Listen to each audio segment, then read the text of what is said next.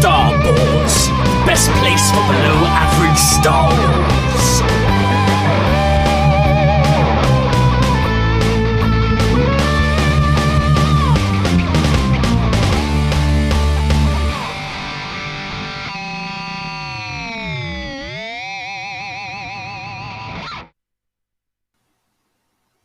Hello there, and welcome to the Star Wars Show, a UK-based Star Wars podcast with in-depth discussions and analysis, sprinkled with some silliness, although sometimes it's very silly, I'm not going to lie.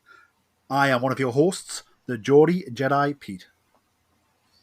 And I am Jason Hondo Ling. And we are back with a very special episode of Star Wars. It's obviously 1 week later from the very first Dorchester Strikes Back. This was an awesome event held down in Dorset. It was originally scheduled to be held on May the 4th, but obviously there's a lot going on May the 4th. So we pushed this back to August 3rd, 2024. It was held at the Jedi Archives UK store in Dorchester and in Brewery Square, which is the square the store is based. And it was a sort of joint venture between the Jedi Archives store and, of course, your very own Star Wars podcast, as you're listening to us right now, live in living colour. And this, we're going to sort of review the event. I sadly couldn't make it, but, of course, our very own Jason Honderling did. Not only did he make it, but he's also pretty much one half of the team who set up the event.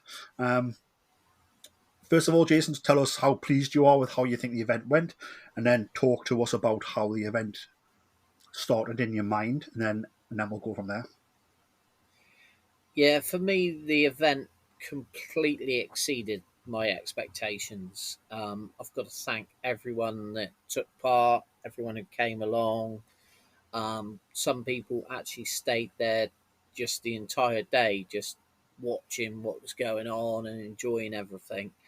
And obviously the Jedi Archive store was absolutely teeming with people, to the point that they actually had to put someone on the door and had to restrict entrance to the store because there was just too many people going in.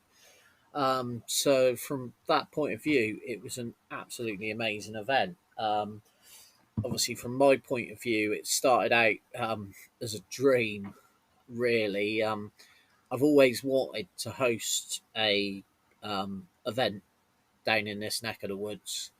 Ever since I got involved with going to the conventions through Steve and James at Jedi News, and I always said to them, you know, I had to travel all the way up to the Midlands or to London to see anything Star Wars related, apart from occasionally the odd couple of characters at your local Smiths. I really wanted to put something on. Obviously, there's Showmasters and there's a lot of other Comic-Cons, but none of them are purely Star Wars. And obviously there's so much fun to be had with Star Wars that Ben and I just felt we wanted to put something on.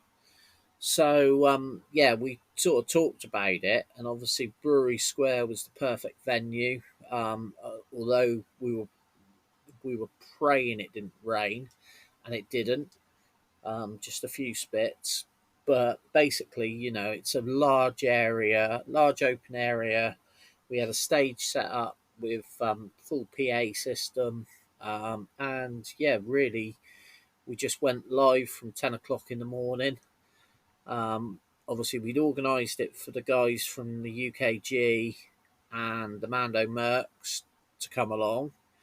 And it was quite strange. The town crier had been into the store the day before and said he wanted to help promote the event and promote Dorchester as a town and this sort of event.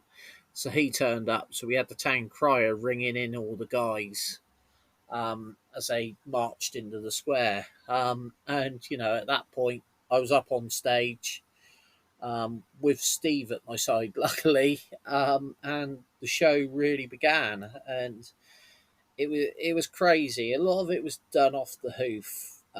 Which in hindsight, obviously next year, because we are doing it next year, there will be a lot more of a planned program. But we were we knew what we wanted to do, but we didn't know exactly how we were doing it. So it came together a bit haphazardly, but it came together. I think. Sorry to interrupt, but I just think I think it was a very well prepared itinerary. It was a very clear schedule Oh from yeah, 10 a.m. in the morning till 4 p.m. With some really really good like interviews planned at certain times. Competition. So I think oh yeah. I Everyone think knew. try don't be too hard on yourself there. I think.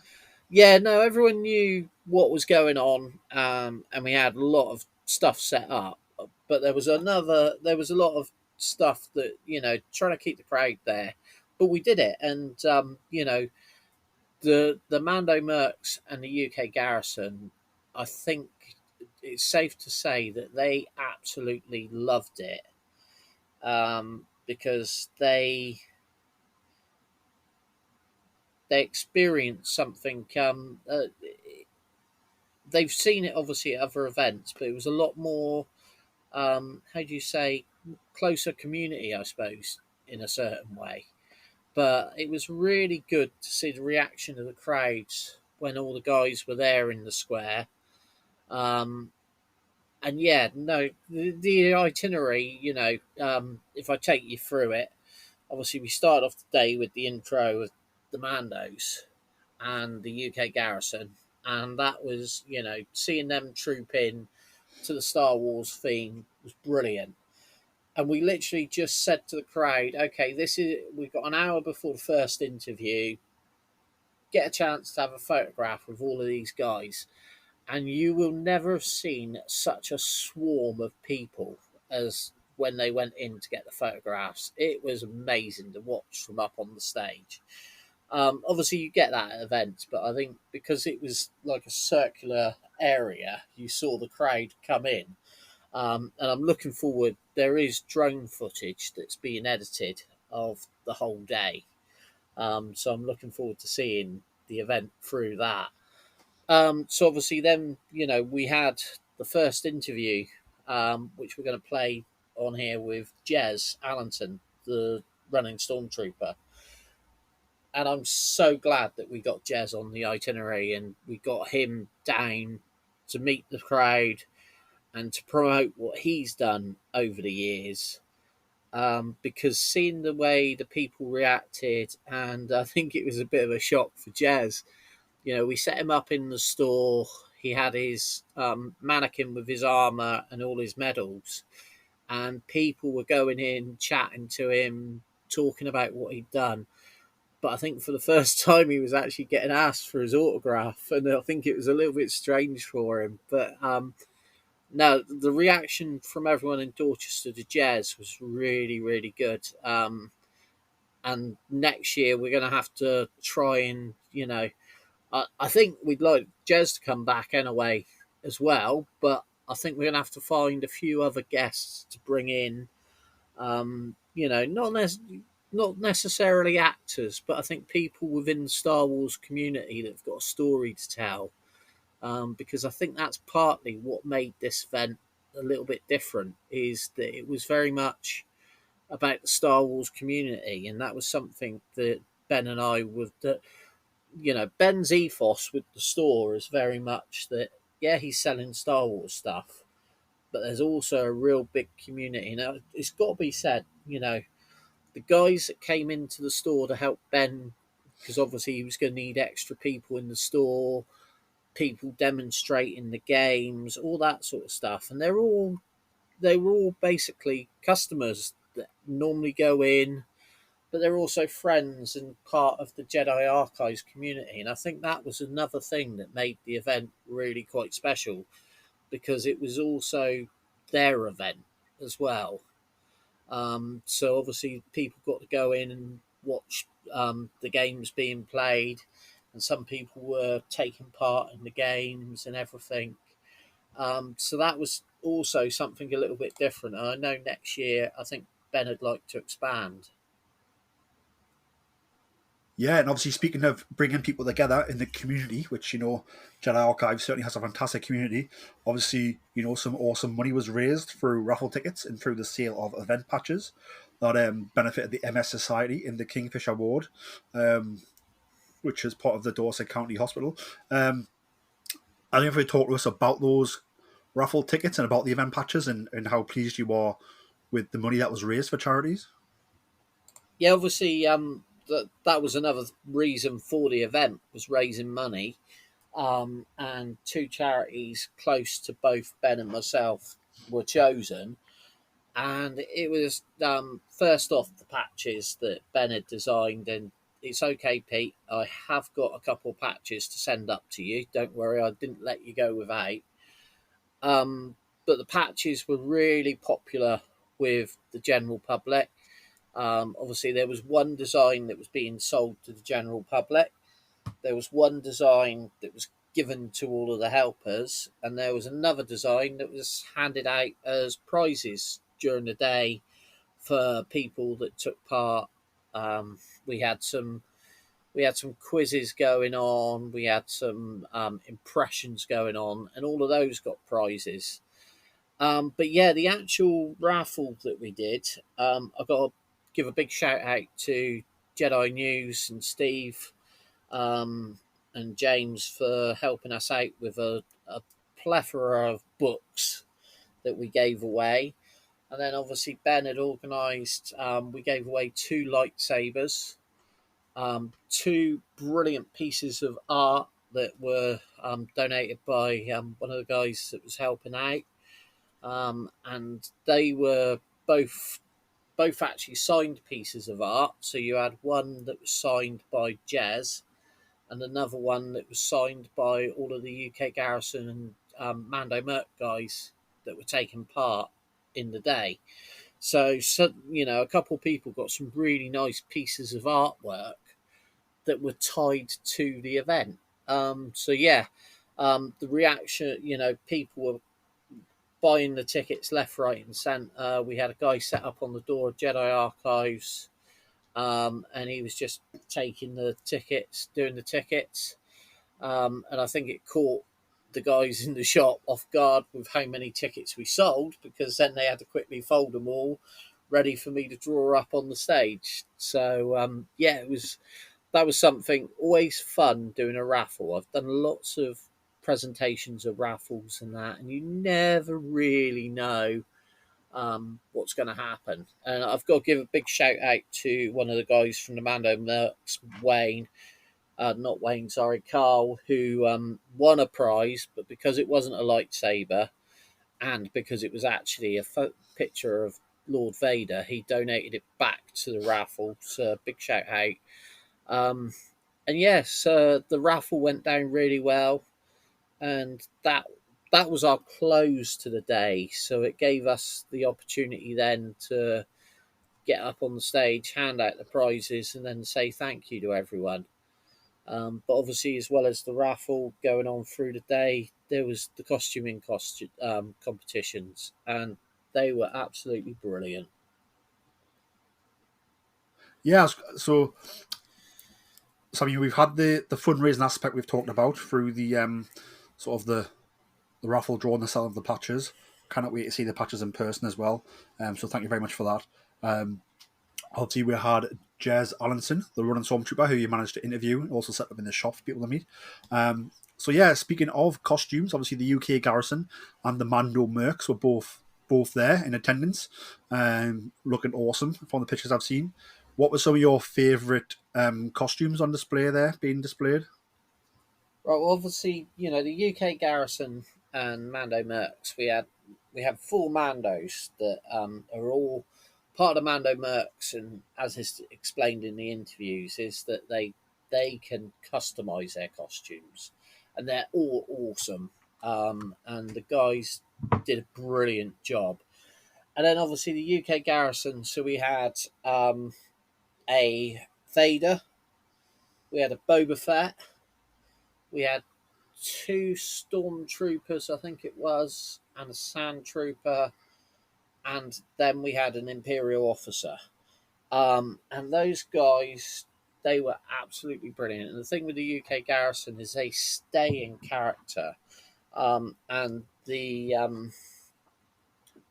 Imperial officer, Sadly, I didn't get the interview recorded because we were trying to line up during the day when he was coming on stage, and we didn't have everything set up in time. But Les came up on stage and talked about his time with the UK Garrison. So that was another part of the day, was obviously everyone finding out about the costuming groups. And I'm hoping next year we'll be able to have more of the costuming groups there to share their story and to promote their work as well. But obviously, we're really pleased that the Mandos and the UK Garrison are all, I think they're pretty certain they'll be back. So, yeah, it was really good. And then obviously, I met another costuming group that are a little bit more relaxed and not quite as serious as the UKG in that, but they're still, theirs is a community based group that they were there. They brought a group of people, they all met up there, and they're Sea Star Cosplay. And I'd like to give a shout out to them because they helped make the event as well, because they got heavily involved with just playing around with the kids. They were there in their Jedi robes, and we had a Darth Maul there with them, and so that was really cool. And then there was the general public that just turned up in their costumes. And obviously, we'd advertised that we were having a children's costume competition and an adults costume competition. And they turned up, and the costumes on display were absolutely brilliant. And hats off to everyone. And obviously, with the costuming competitions, Steve and myself judged, which next year we're going to have to find some other judges because it was a little bit difficult for us. But we did the judging of the children's competition, and it was unanimous. There was a little young lady, Amelia, in a Jedi costume, and she was absolutely brilliant. She looked the part, homemade costume, and yeah, she really stole. As soon as we saw her, Steve and I were like, "Yeah, that's the winner, purely." And we did a really cool little presentation that because originally we'd asked the UKG to judge it, but they didn't really want to judge, but they were happy to present the prize and everything. So what we did is we had all the kids lined up, and then Lord Vader came along and inspected them, and then we gave him the indication of who the winner was, and he went up behind them, and the idea was he was going to put his hands on the child. The only problem was little Amelia was so small that I think he would have just had one hand and she'd have disappeared. So in the end, he just had to point to her and put his hand on her mum's shoulders. But it was absolutely brilliant. And all of the kids, I supplied them with Haribo as a little prize afterwards. So everyone got a prize for taking part, and Jedi Archives donated a little Funko for Amelia. So it was really fun, giving the kids chance. And there was the odd Mando, bought costume, and there was the odd maid costume. There was a real good mix, and obviously they'd all brought their little plastic lightsabers, and seeing them doing battle in the middle of the brewery square was absolutely brilliant.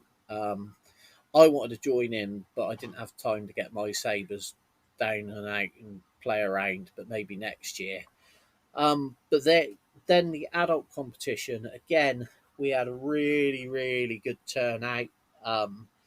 Some of the adults decided they didn't want to be judged, they just wanted to be there for the fun. But the ones that did turn up, we again got them all lined up.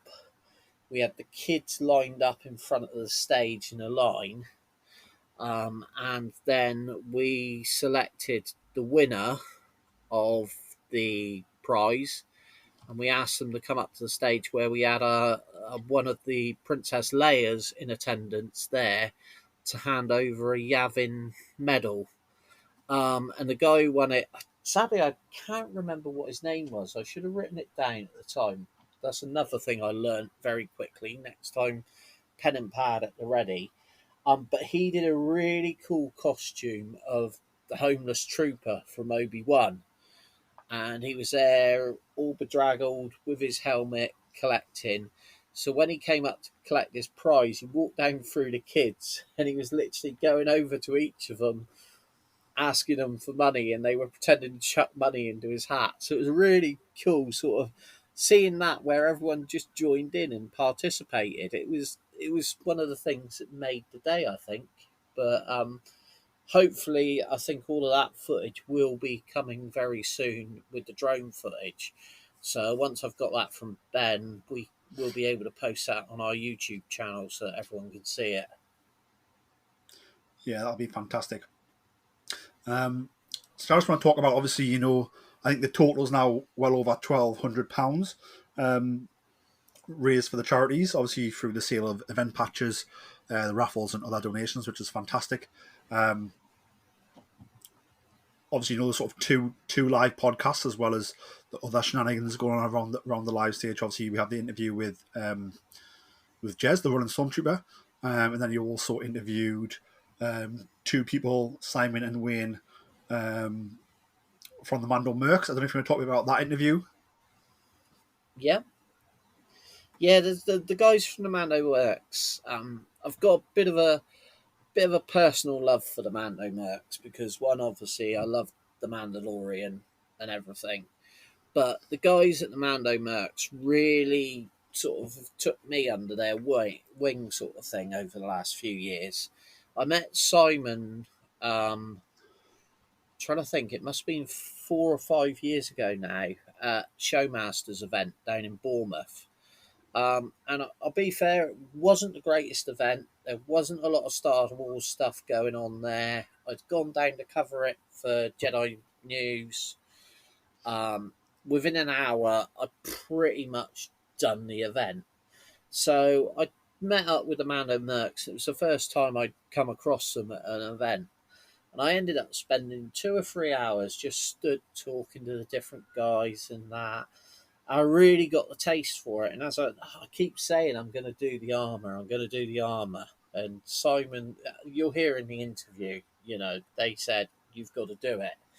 So, and I've got a helmet ready, or a bucket ready to be painted. So my challenge that I've accepted from the Mando Mercs, and I'm going to put it on here now, so if I don't do it, you're going to have to berate me at the event next year, Pete, is to hopefully have my costume cleared and everything so that it'll be my first chance to troop with the guys from the Mando Mercs.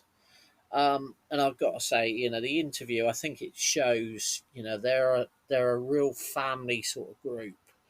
They all work together. They all play together. They just have a lot of fun. And, working alongside those guys has been quite a big privilege. I'm looking forward to more fun times with them.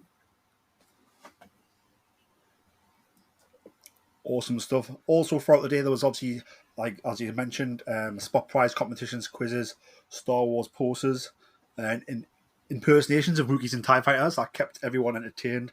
I can imagine that was hilarious. I suppose the last thing for me was obviously, when you announced the end of Dorchester Strikes Back 2024, sort of how did that, how were you feel? How were you and Ben feeling at that point? And obviously, I imagine you were quite high for at least a few days afterwards of being part of, but also being responsible for such an awesome Star Wars day. Yeah, for me, it was, in one way, it was a bit of a relief, but in another way, it was, so gratifying to see everything come together and the reaction of everyone there. And yeah, I can't help but thank everyone that, Ben and the guys at Jedi Archives, all of the groups that turned up. And also, obviously, I've got to thank Steve. He'd come down from Wolverhampton to support me, being my cousin as he is. And we've done events together via Jedi News, so he knew that this was something I wanted to do. And I'd helped him with a similar event up in Wolverhampton. I don't think he expected to end up on stage with me, but I'm glad that he did. because obviously Steve's a big raconteur and a big Star Wars fan as well. So I think between the pair of us, we sort of bounced off of each other. And I think if I'd have had 6 hours of my own trying to entertain everyone, then we wouldn't have kept everyone there as long as we did. But yeah, no, it was a real experience. At the end of the day, once I sort of got everything packed away and we sort of stood talking, I was just really proud that we'd managed to achieve what we did. I think you should definitely be very proud. Again, from looking at the pictures and the sort of, Steve was very much running the Starboard social media accounts during the event. Yeah. So thank you very much, Steve, for that as well. But it just looked absolutely wonderful and fantastic and just a joy. So I was loving watching it come through. I was also a little bit jealous I wasn't there. Yeah. But yeah, I think definitely be proud of what's been done. And I think it's a very, very solid foundation for what's to come. And speaking of what's to come, Dorchester Strikes Back. We've had the first one. We've got the acronym DSB, which I love. So DSB 25, Dorchester Strikes Back 25. What is the few details that we can reveal about that at the moment? Right, the current plan is that it's going to be on the 2nd of August 2025. Same place, hopefully some of the same faces, hopefully some new faces, and hopefully some, returning and new visitors to Dorchester. Where we've got stuff going on in the background that we're definitely hoping we'll be able to organise. The Mando Mercs are plotting, and they've got some really cool ideas for now that they've obviously discovered the venue, know what there is there. They've got some ideas for what they want to bring to the event. I'm hoping we'll be able to speak to the UK Garrison, maybe get more of a display put on via those guys. I'm hoping, as I've said earlier, some of the other groups, once they see the footage and realise the sort of venue, then maybe they'll be able to come along as well. I do understand, trying to find a date for this event has been an absolute nightmare. Obviously, the original idea was May the 4th because it's Star Wars Day. But again, there's so many events. But then all throughout the year with the different Comic-Cons, different fates, different things, trying to find a date that suited all of the groups was just impossible. So I think what we're hoping is if we can stick to this date and we can build on what we've got, then hopefully they'll be able to find a way that a few people will be able to come and join in the fun. And that is what, for me, from my point of view of how I want the event to grow, I want to see more groups. I want to see more costumes.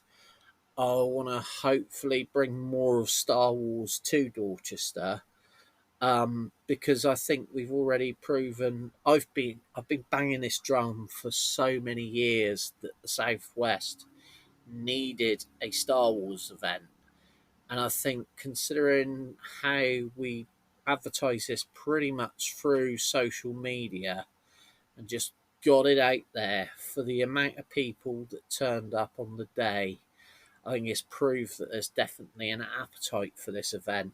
And I'm hoping that obviously over the next few years as we build it, then it could turn into something a lot more fun, even more fun and even more to give back to the local community as well. Absolutely. I know I'm trying to find a hotel currently because I definitely want to be there on the ground next year, which would be absolutely fantastic. Is there anything that we've missed out that you want to talk about from the very first Dorchester Strikes Back before we represent the interviews for the guys to listen to? I've got to also give a shout out to the businesses around Brewery Square. I should have remembered that.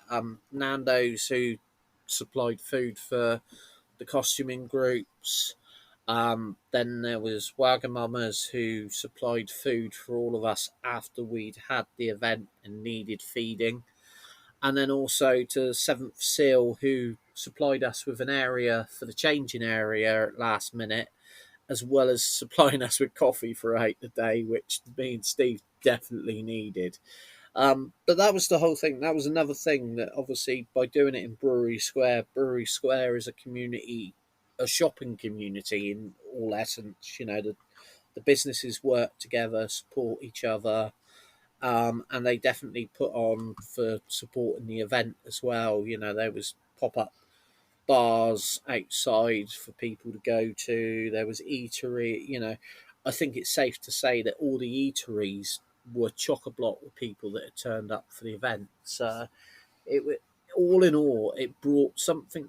It gave back to the community, but it also brought something to the community. You know, and the community gave back to them. So yeah, for me, all I can really, you can probably tell, talking about it now, I'm back on a high again. It's just so much went on. I think in my head I'm still processing everything. But yeah, definitely. And one thing that I wanted to do that I've set up for myself for obviously organising guests and different things. You know, one of the things Ben and I talked about and didn't get to do because of time and everything, and also just the logistics. We want to hear from Star Wars artists, you know, crafters that want to come along, because there is the area that we can set up, you know, tables outside for them to show us what they're doing. So what I've done, and I'm frantically trying to find it here, is set up my Star Wars email address for anyone that wants to get in touch and find out more about the event. So this one, I can keep everything separate, so I know that it's definitely Star Wars. I'm just trying to remember which way I put the name. This is typical of me doing it off the hoof, and my phone's too slow. So yeah, we have got the email address of starwarshondo@gmail.com. So anyone who wants to email me about, you know, if you're a costuming group that's interested in finding out about it, if you're a vendor that wants to possibly look at displaying art, crafts, or, you know, if you're one of the guys that produces the weapons that the costumers wear, you know, and you want to come along and display what you've got, email starwallshondo@gmail.com, and then I can obviously get in touch with you and see what we can sort out. We've got a year to do this, so I really want to try and get more and more stuff there, basically to mean that there's plenty for everyone to see, and I don't have to stand up on stage talking for the full 6 hours this next year. So that brings an end to our review of Dorchester Strikes Back 2024, the very first DSB. Obviously, we now have 2 awesome live interviews conducted by Jason himself. The first one with Jez Allinson, the Running Stromtrooper, and the second one with the Mando Mercs. So please enjoy those, and definitely stay tuned to our social media, where we're going to be sharing images and coming soon videos of Dorchester Strikes Back, and definitely be ready, be looking at your calendars for Dorchester Strikes Back 2025. I know myself can't wait to get a hotel sorted and know that I've punched my ticket to get down there. Jason, any last words before we go over to the live interviews that you did? No, just again, thank you, and let's see what we can pull off for next year. Okay, only one thing left to say, and that is Hondo, punch it. Hello and welcome. We are now recording a live Star Wars podcast. This is the first time we've done this, so please excuse us. We are amateurs, or at least I am. Right, so ladies and gentlemen, we are here in Brewery Square in Dorchester for the first Dorchester Strikes Back. And our very first guest is Mr. Jez Allinson. Please give him a round of applause. Hello, good morning. Thank you. Now you're probably thinking, I may recognise the name and everything. If you've been into the Jedi Archive store, you will have seen the Stormtrooper armour with lots and lots of medals. Well, Jez has done something quite amazing over the last few years, and Jez has been running marathons dressed in full Stormtrooper armour. I couldn't run a marathon if I wanted to out of anything, so in an armour is pretty amazing. So, first of all, Jez, what made you want to do this challenge? Okay, well, thank you very much for inviting me here. And I just must say how wonderful this looks. Congratulations, this is brilliant, because to see all these people here, to see the 501st, to see the Mandalorian Mercs, to see all these people in amazing costumes, it's outstanding. To answer your question, I guess I'm probably just a little bit nutty. I ran my first marathon when I was aged 40, and I absolutely fell in love with running marathons with this runner's high, and I raised some money for charity, and I wanted to do it again. So I just thought to myself, right, what can I do? I'm a huge Star Wars nerd, like so many people seem to be. And I just thought, right, I'm going to run a marathon as a Stormtrooper, see if I can do that. So, what sort of preparation did you have to do? Right, well, first of all, I've got some really good lube. I needed to find out where, because these costumes, you can see what they're wearing. They're hot, you can't see a great deal. So I might look like a Stormtrooper, but I run like C-3PO. And I've got lots of sort of blisters and chafing and bandages in places that we're not going to discuss in a family show. But it's, lots and lots of preparation. And the preparation helps me also, because if people see me running in the costume, then they ask questions why, and it helps my fundraising, and it helps all the pennies go in for the charities which I've raised money for. So, when was the first time that you did the running in the full Stormtrooper armour? So the first time I put the costume on was 2016 for the London Marathon, and I was practicing for a few months. So yeah, 2016, initially going to do it as a one-off event, and I had no idea that 8 years later I'd be here talking to people on a stage. So obviously, how many marathons is it you've done in total? In the costume, I've done 5 London marathons. I've done a couple of virtual marathons. I did a 40-mile ultra at Pinewood Studios, and I did a 100-kilometre run at Lucasfilm. Crikey, that's just crazy. Absolutely crazy. And am I right in thinking that a lot of your fundraising's been for Make-A-Wish charity, is that right? Yeah, so predominantly, so far it's about £81,000 I've raised so far, so just over 50,000 for Make-A-Wish. And then another smaller charity called Spread a Smile. And I'd retired the costume, I think, for the second time in 2017. I learnt about Spread a Smile, who are a really wonderful charity. I found them on Children in Need. And it kind of broke my heart a little bit when I was seeing what they did. So I started raising money for Make-A-Wish and Spread a Smile. So yeah, about 81,000 is the latest count. Crikey, that's a lot of money for one person. So the last time you were running in armour, if I'm right, was up at Celebration, is that right? Oh yeah, so the last time, I guess publicly, the last outdoor run was London Marathon, and that was the 2022 London Marathon. But yeah, Star Wars Celebration last year, inside the London XL, that was amazing. Yeah, I remember walking by quite often, and we'd sort of hand up, wave and everything, and that was... Obviously, I'd seen you on the news, and I think most people here at some point has probably seen you on the news doing the marathon in the armour. But then to actually see you in person on a treadmill doing it, it was pretty intense. Yeah, it was quite warm in there as well. Yeah. It was good. So that was 4 days, and I did 15 miles a day on the treadmill. And it was 100k, so it was 62 miles, so it was just over 15 miles a day. Yeah, it was good fun.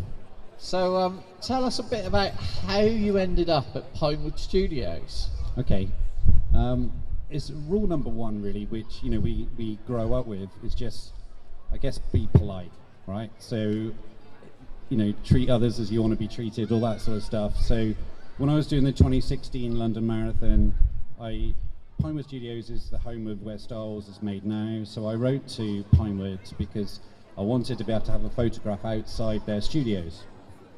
So I wrote to them saying, hey, I want to do this, but I understand that you take security really seriously. I get that. I'm in the military.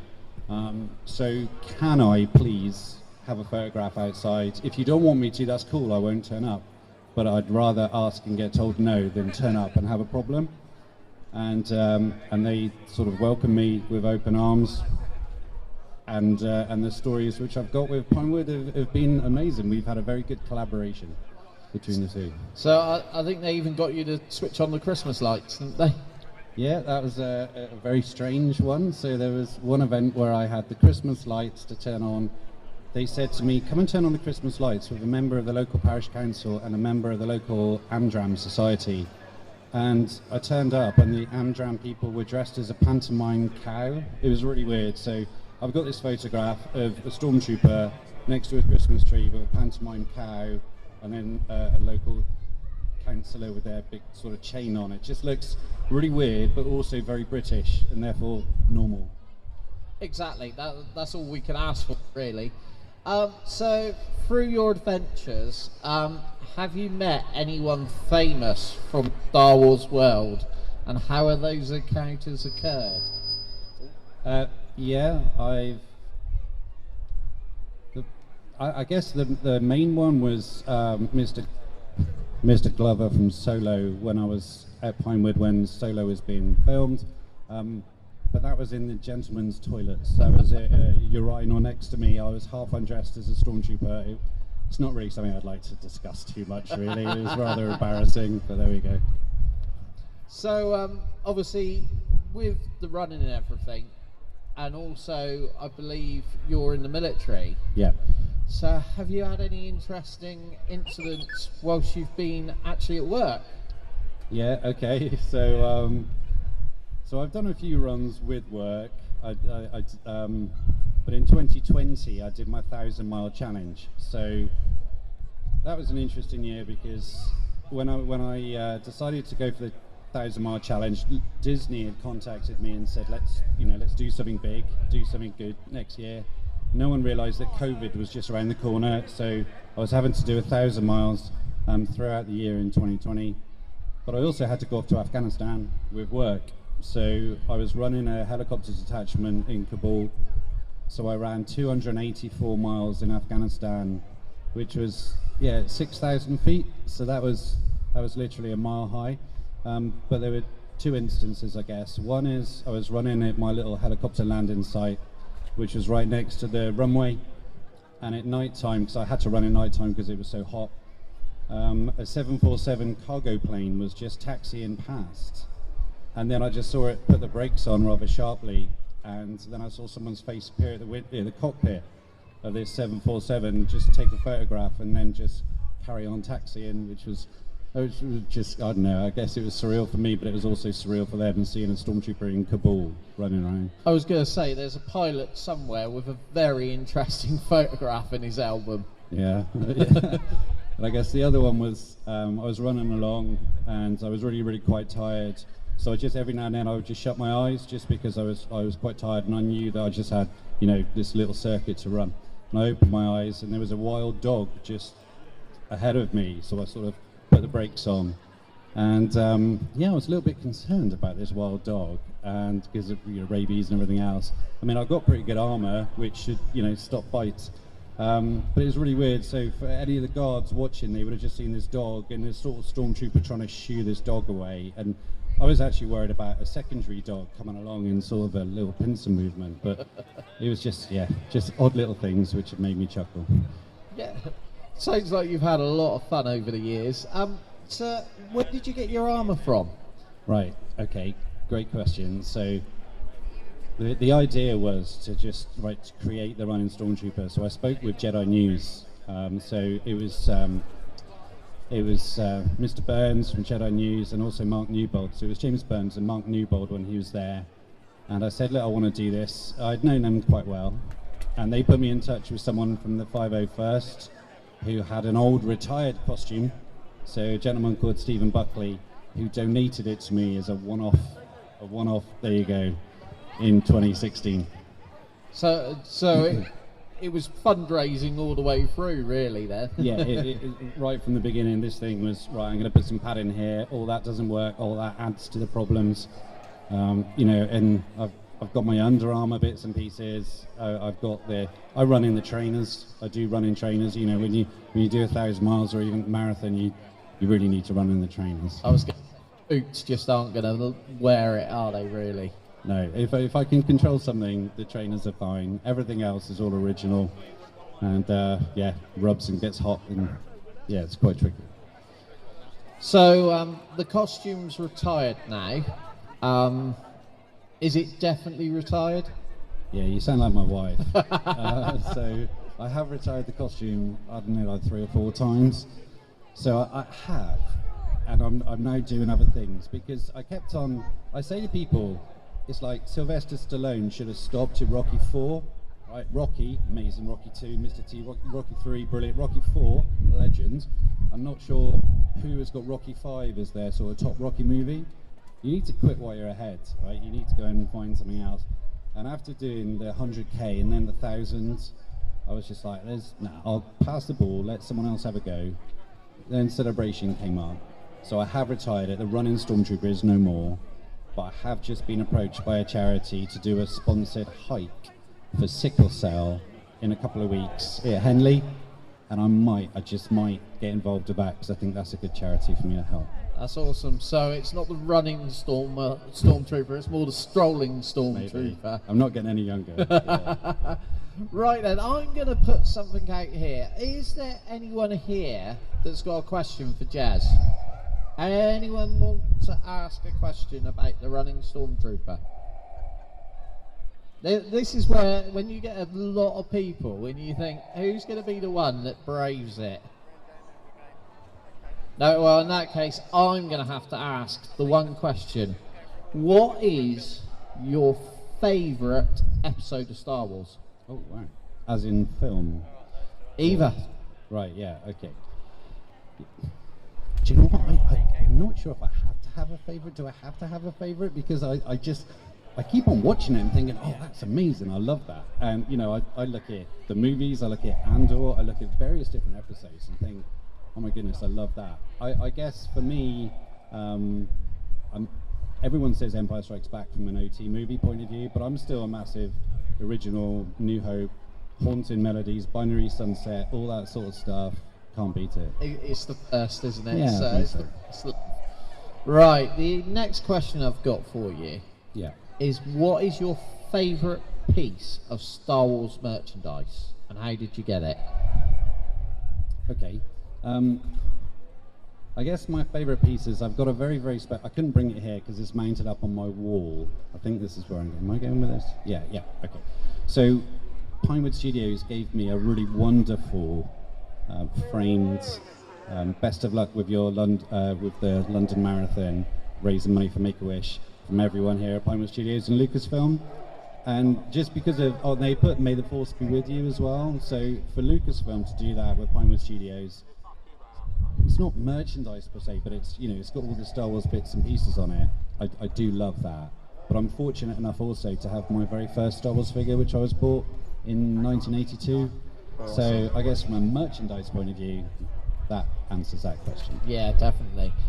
So obviously you're pretty fond of Stormtroopers, but who is your favourite character in Star Wars? I would say for me it's so much nostalgia. So growing up, I would say Luke Skywalker, really, really would do. However, for me, Star Wars, I look across it and the characters I absolutely adore. So many of the different characters, some of the new ones as well. Professor Huang is just nuts. I love him.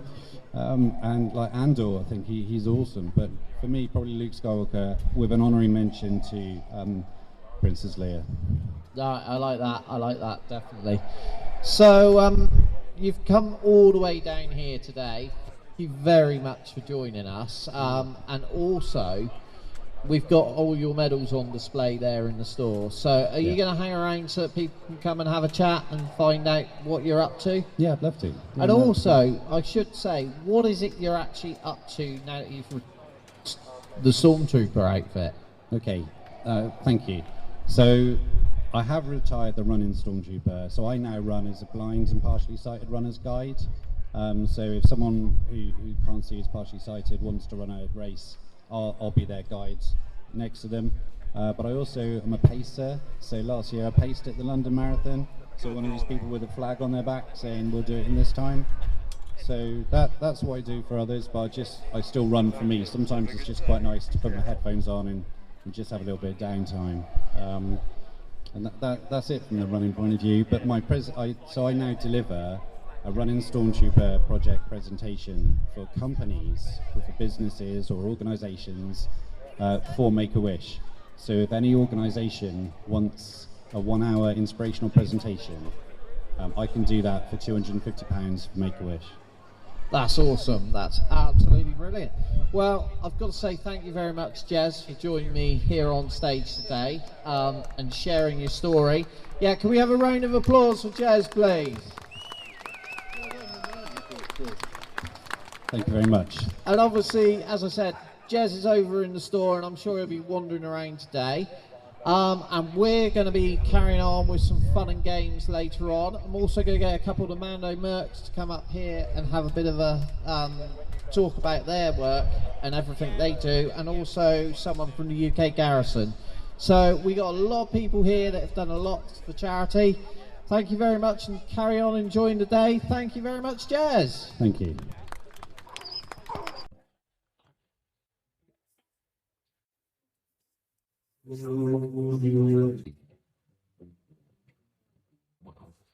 Hello, welcome to another Star Wars, ladies and gentlemen. Here we are in Brewery Square in Dorchester, and I'm joined on stage by Simon and Wayne. I don't know which one I'm going to put as senior. Older, I'm guessing. Older brother? More senior. All right, that's okay. I'm going to give Wayne a mic. Hello. Wayne is, what's your official title? Because I can never pronounce it. Alor'ad. Alor'ad. Wayne is basically the boss of the Mando Mercs in the UK. And then Simon here was his predecessor. Hello, Simon. Hello there. And have you got an official title? Or? Yeah, I currently stand as the International Command Council Minister for the Mandalorian Mercs. So whilst Wayne is the local commander, I stand on the Command Council internationally. Blimey, that sounds important. So I'll pass back to the local commander. Yeah, I've got to follow that now. Yeah. Right, so obviously Mandalorian has become hugely popular since the series aired, and you guys have been heavily involved with different stuff. So tell us a bit about the history of the Mandalorian Merc. Okay, well, the Mando Mercs, to give us our official title, because we were asked to change. Don't know why. I do. So the Mandalorian Mercs have been around since 2007, officially. Not sure where this is coming from, but so the club started in... Wow. Okay, I'll stand back here. It's a little bit easier. Yeah. So the club started in April 2007 by Tom Hutchins rather, over in the US. And it came about at the end of an era where the 501st at the time were probably the largest and only club around. And they had some custom Mandalorians, but they decided they were going down the canon route. So there was nowhere left for custom characters. And Tom was a big player of Star Wars Galaxies. Do you remember Galaxies? So Star Wars Galaxies had a huge Mandalorian base in it. And there was a group of cosplayers from there that got together. The first official outing was in, I think it was Raleigh Comic Con in April 2007. So that was the first official outing for the Mando Mercs. In the UK, the Vok'Chi Clan, our first official outing was Celebration 2007. So the first of the European celebrations. So we had a clan at that point of 5 members. And we've grown from there. So what are we now? About 55 members in the UK. We are 3,500 cleared armors across the world, with about another 3,000 to 4,000 members building armor, so unapproved armors at the moment. So you're getting bigger and better. And so I'll go back to Wayne now. How long have you been involved with the Mando Mercs? I've only actually been part of the Mercs for about 2.5 years. So relatively short term, actually, compared to someone of Simon's tenure. But yeah, I joined the clan, never done any cosplay before, just fancied having a go at it, found the clan, found a community, and Simon was one of the first people actually to message me on our boards and encourage me. And I was like, oh, this is a nice place to be. Here I am, 2.5 years later, looking like a space cowboy. And what better way to spend it? And I have to admit, obviously, my first experience with the Mando Mercs was down in Bournemouth at Showmasters. And again, similar experience, Simon. I spent the whole day, because it was, stood on the stand with the Mandos. Carl and that. And yeah, I have got my own bucket that I haven't managed to get done. And I'm sure I'm going to get nagged about that at some point. Yes. Finish your bucket, finish your bucket, finish your bucket, finish your bucket. But, so obviously, you're fairly new. How long have you been in it, Simon? I first met the Mando Mercs in 2016 at Star Wars Celebration, and I was told, if you do anything, just paint a bucket. So the bucket that we're talking about is the helmet, okay? So the boots, or Vok'Chi as it is in Mandalorian for the bucket. I was told paint that, and then if you decide to go no further, you've got something that's a nice display piece. So I met a few members of the clan at Celebration, and then trooped with them later on that year at Legoland, and officially cleared. So my first official event after clearing was Last Jedi premiere. Oh, what a nice clearance! So that was my first official event. So yeah, I've been around officially as a member of the Mercs since 2017. And so obviously you've been to quite a few events, premieres. I know we've done a couple. And what would you say has been your favourite experience since you joined the Mercs? For me, I would have to say it's building the family that we have. So the clan that we have, we've had issues in the past. We had some troubles. Every clan does. Everyone has politics throughout the world. But we've actually built a really nice family environment now. And I count virtually every member of this clan as my brother. Or Vode, as the Mandalorians call us. So I have a family an extended family of 52 members. But if you want to know about my favourite troop out there has to be Legoland.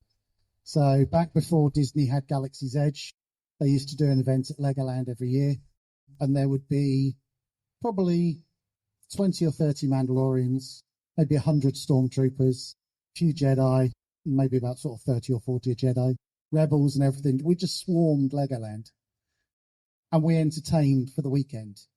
But that was a big charity event, and we used to regularly take home about £15,000 each event for charity.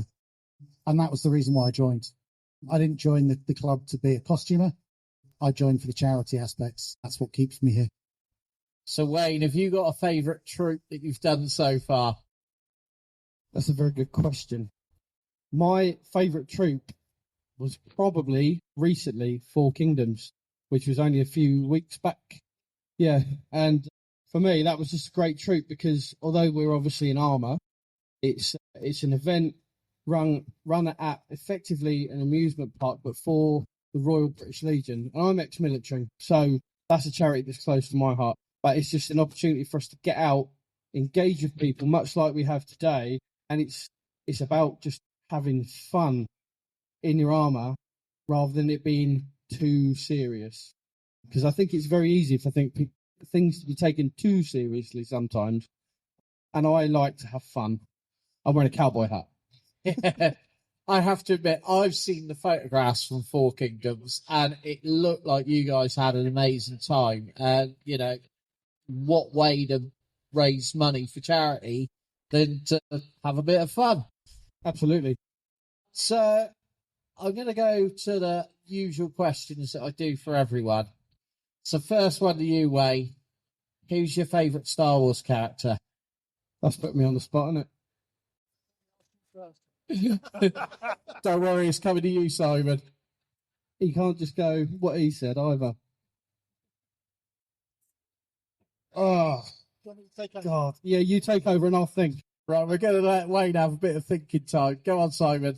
Okay, if we're talking character or actor, because my favourite actor to have met from the entire series, Oh, go on then. Emily Swallow. I'm with you on that. She is an amazing person, absolutely amazing person. Been lucky enough to meet her twice, and I did her induction into the clan at Star Wars Celebration. And yeah. And she gives the best hugs of any of the Star Wars cast that I've met. Yeah, for anyone that doesn't know, Emily Swallow obviously plays the armourer in the Mandalorian series. And she also has this habit of, she has a full costume. She has a screen-used costume, and she has a fan-made costume. Yeah. And she says that the fan-made costume is actually better quality and more comfortable to wear than the screen-made costume. And that's the one that she wears out to conventions. Yeah, and quite often she'll be wandering around the convention in full armour, and quite often will suddenly reveal to surprise people. So what? Exactly. It's someone that gets involved with the fans. Super. That's really special. So as an actor, she's my favourite person to have met. I will drop names. I've been lucky enough to escort Pedro Pascal, as has Cole down there. That was superb. That was an amazing event. But in terms of character, for me, it has to go back to my original love. Now, my first ever experience of Star Wars was seeing Empire Strikes Back as a 4-year-old, as my dad. It's the first time they took me to cinema. And what armour am I wearing? Yeah. My favourite character. It seems a cliche. My favourite character is and always has been Boba. Yeah. So, yeah. I've gone the easy route, but I've given you 2 answers. There we go. Right. Wayne, top that. All right, I'm going to go controversial. Ooh. No, not controversial, really. Everyone's entitled to an opinion. My favourite character is more from modern Star Wars, as I call it, and it's Cassian Andor. Yeah, good choice. Now, I just loved Andor. Like, Star Wars fans, they're going to like it or lump it, whatever's released. But for me, Andor was just great Star Wars. It was gritty, grown up, and actually, even the spycraft in it was pretty accurate. So, yeah, I'm going for Cassian Andor. Good choice. Good choice. Yeah, I think everyone knows. If they don't know by now, mine's got to be Hondo, because I'm just a pirate. So, yeah. So, now, I think I've already guessed Wayne's answer. If I was to say, what's your favourite episode or film, what would it be? In passing to Simon. Oh, more thinking time. Oh, superb. Here we go. I actually have to say that one of my favourite is from an animated setup. So I've got to go back to when we first met Cad Bane. So Clone Wars. Yeah. Yeah. Bane as a character is amazing. If it wasn't Boba, Bane would be the one I would have mentioned earlier. Yeah. But every time we've seen Bane on screen, and actually to see him in Book of Boba was probably my next favourite. Yeah, I'd go along with that. That's a good choice. Yeah, Cad Bane live action or Cad Bane in animated form. Either way, he's superb. Right. Have the cogs worked now? Yeah, a little bit. And I can tie it to my first answer a little bit. Rogue One. Yeah. Rogue One, I think I have watched over and over again, and I can keep watching it. I just love it. Yeah, I have to admit that one's something special, really. I think it's one of those films where I think whenever you speak to Star Wars fans, everyone will go, yeah, that's fair. No one's particularly divisive on it. It's a safe answer, really. That's the diplomat in you coming out. Absolutely. And I love democracy. So, obviously, you guys go to lots of conventions and everything. So, for you, I'm guessing it's meeting the kids and everything that makes the day. Have you had any funny experiences? Funny experiences? Simon's walking away. He can't tell us.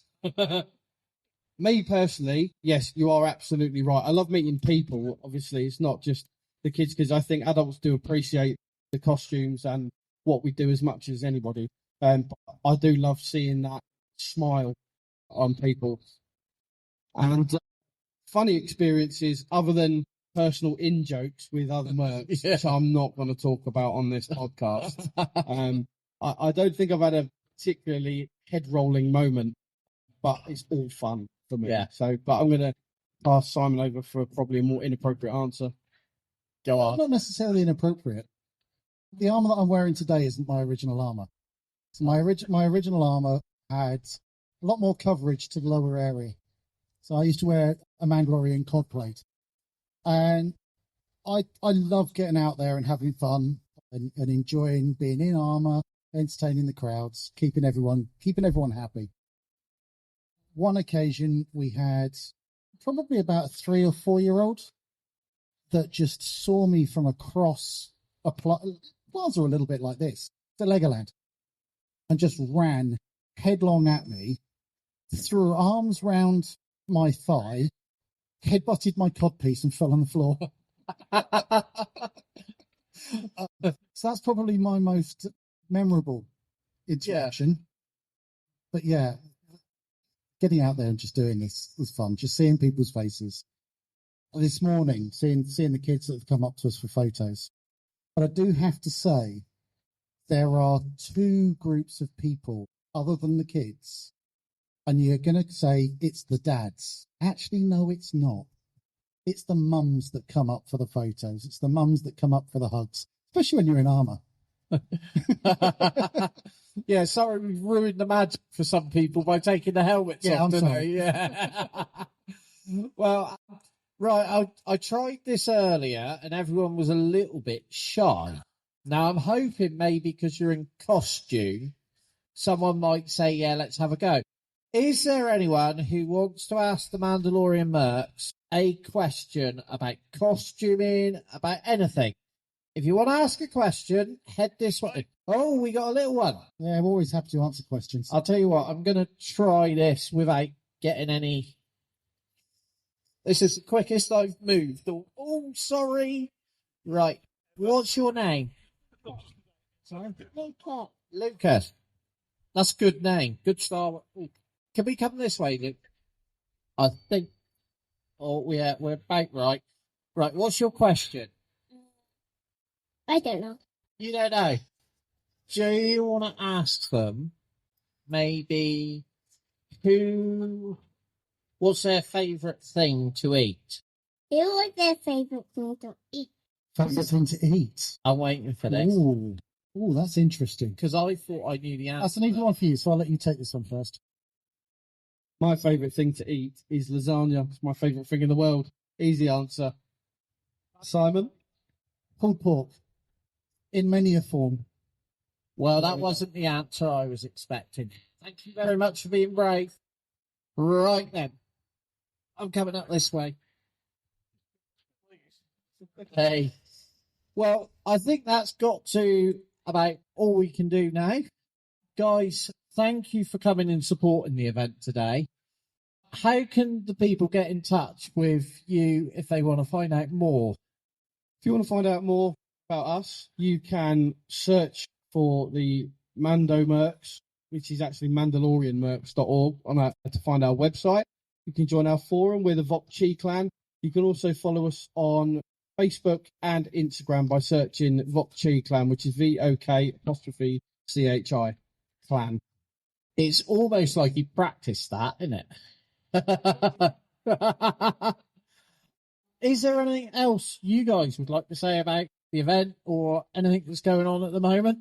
Yeah, I'm gonna say thanks for inviting us because we've had a great day. This has been a really fun troop. Everyone has been interacting with us and vice versa, and it's just been a really, really fun day. So thanks for having us.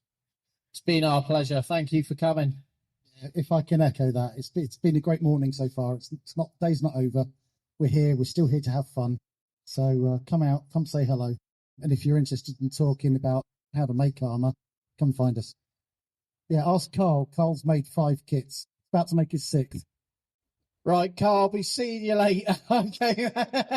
Yeah, and Jason, Hondo, Build your armor, paint your helmet. Yeah, it's like, Your daughters have got kits. It's your turn. yeah, I have to admit, yeah, I've got a daughter floating around as Bo-Katan. Yeah. So, no, guys, well, thanks a lot, everyone here. Let's give the guys from the Mando Mercs, Vok'Chi Clan, I hope I said that right, Correct. a big round of applause. Thanks, Jez. Cheers, mate.